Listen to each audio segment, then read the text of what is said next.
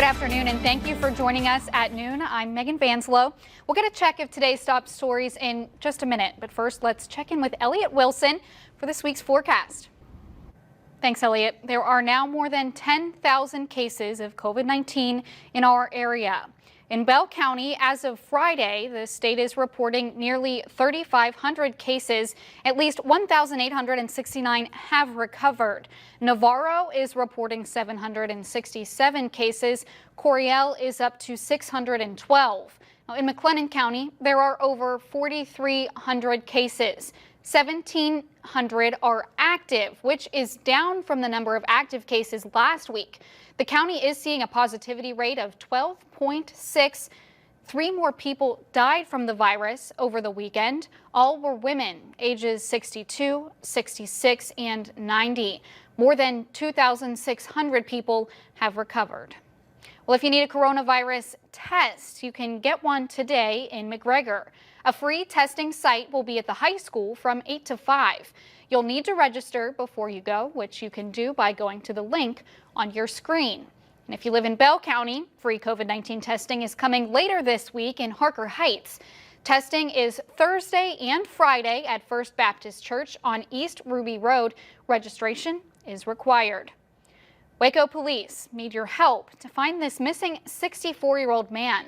They say David Eads is a severe diabetic, has dementia and Parkinson's. He was last seen around 3:45 yesterday afternoon on Telluride Drive. He was wearing a long-sleeve light pink dress shirt, khaki pants, and brown shoes. If you've seen him, please call police. Well, 2 people have been arrested in connection to vandalism at 2 predominantly black churches in Gatesville. Authorities tell us 19-year-old Nicholas Harborth is in the Coryell County Jail charged with criminal mischief, damage, and destroying a place of worship or school. Last week, satanic and anarchy symbols were spray painted on the front of Mount Calvary Church of God. A window was also broken out at Sweet Home Baptist Church. The second suspect's name has not been released. Well, just days after saying goodbye, protesters gathered in Killeen to demand justice for Fort Hood soldier Gregory Morales. They stood outside the Killeen Police Department. Last week, the soldier was laid to rest in his home state of Oklahoma. After the funeral, friends and family turned their grief into activism, making the trip here to Killeen for the protest. Morales went missing a year ago. His body was found back in June, and his family says KPD isn't doing enough.